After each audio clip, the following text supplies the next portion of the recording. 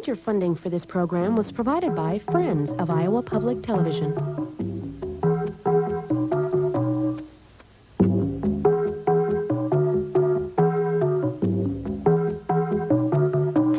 I love to work with people, and I love to work with animals.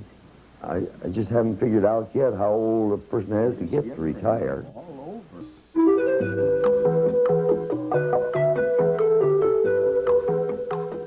Good evening, I'm Morgan Halgren. Welcome to the best of Take One. Thousands of wild creatures are injured each year, either by human contact or natural mishaps. Without some very special care, most of these animals would die. And even with veterinary treatment, the chances of total recovery are often poor. Well, in our third season, we met an Iowa Falls man who wanted to improve the odds for our furry and furred friends. He joined with other concerned Iowans and put the force of his compassion to work. Producer Wayne Bruns introduces us to Homer Calkins.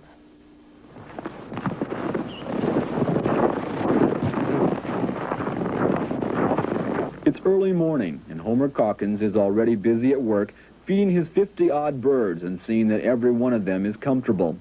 You won't find any fancy cages or well-manicured birds. That doesn't seem to be important here. Yeah, better get to eating. You got anything to eat today. What is important is whether a particular owl will ever fly again, or whether a certain falcon will live through the night. Working without pay, it is here that Homer spends his retirement years, restoring health to the injured birds of the wild.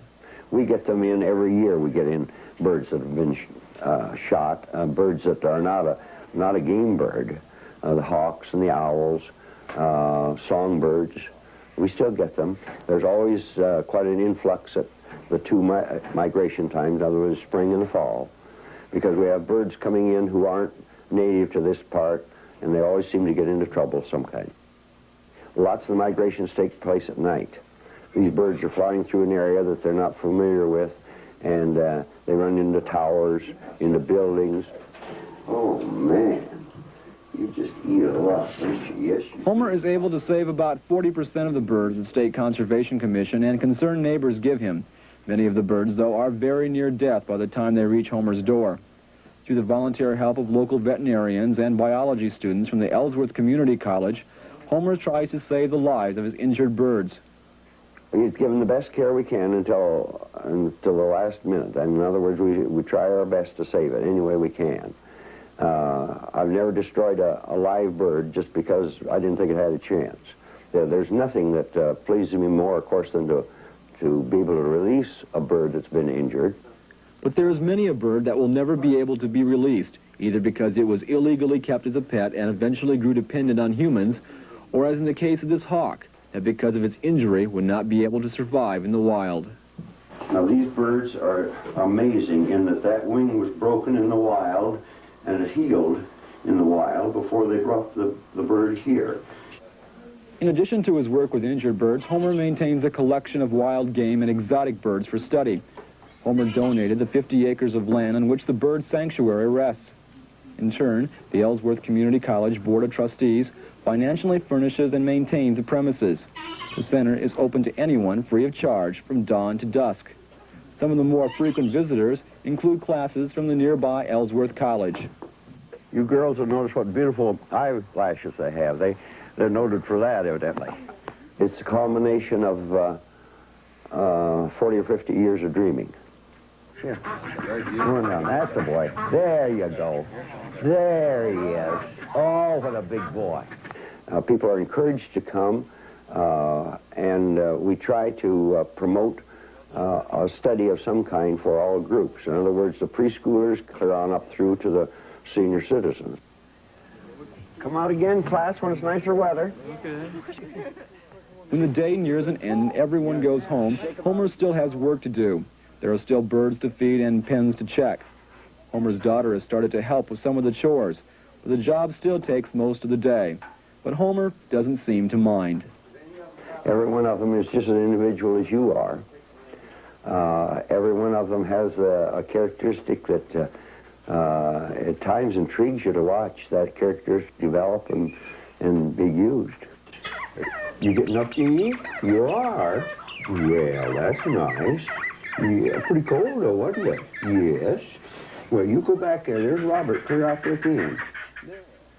8 years have passed since Take One visited Calkins campus, and one of the biggest changes, according to Homer, is that people have accepted the Nature Center and realize what he's trying to do.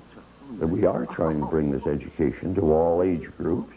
We also are working always for the future of the environment. And now with nursery school children come in here, and the mounted birds, give them a chance to get a real close-up of something without the worry of injury or spooking the bird. Now, for instance, there's one of the animal tracks in plaster of Paris. A girl did that when she was in junior high. Hey, maybe I can do that, some child is going to say, which will mean that they can go out and find something that will get them closer to nature. Educational efforts have been enhanced by a new classroom building that also houses the library. The Nature Center has added more birds and animals. Plus, there's a new waterfowl pen and a new flight cage. Homer felt the need for someone younger to carry on his work, so naturally, his daughter Marilyn is now in charge. Marilyn is in complete control out here. She's hired by the college to run this. Oh, I'm just an off-breed helper that fits in wherever it happens to. In many ways, we're obviously very much closer than we were 8 years ago, simply because we work together every day. I've learned a lot from him, of course.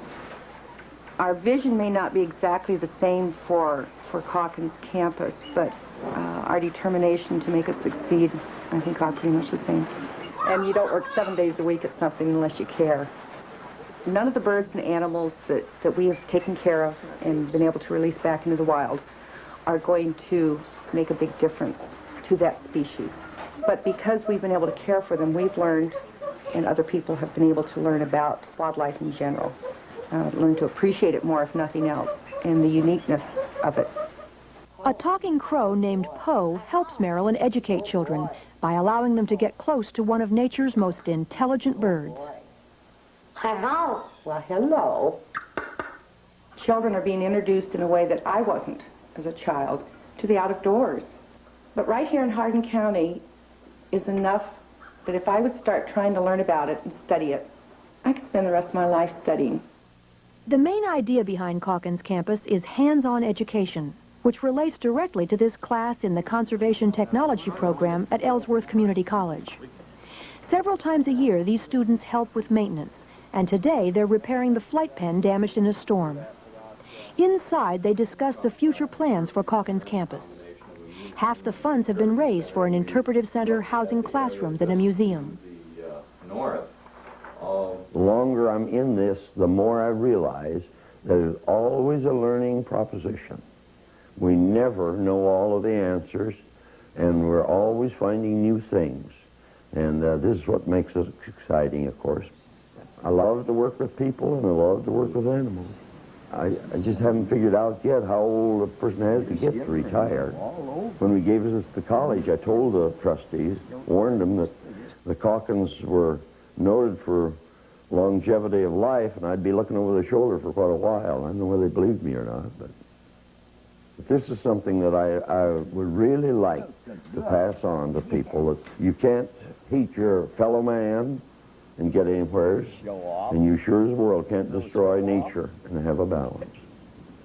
This nature center could not survive without the generosity of neighbors, veterinarians, and several federal and state agencies. Homer and Marilyn are grateful for that support, and somehow must know that the animals they help, in their own way, also say thank you. Look at that. She just takes it down like that. She just stops. Our family purchased this place and we moved here March 1st, 1921. As a boy of 9, I was simply overwhelmed by the wonderful amount of nature to be found. We had always lived on farms with no trees except around the buildings, and the tree-covered hills of this property called for my attention. I wanted to start learning everything possible about nature, and I learned that most young children held a deep interest in the world of nature around us. My mother made a hand net from mosquito netting with which I caught specimens to add to my collection of these beautiful insects.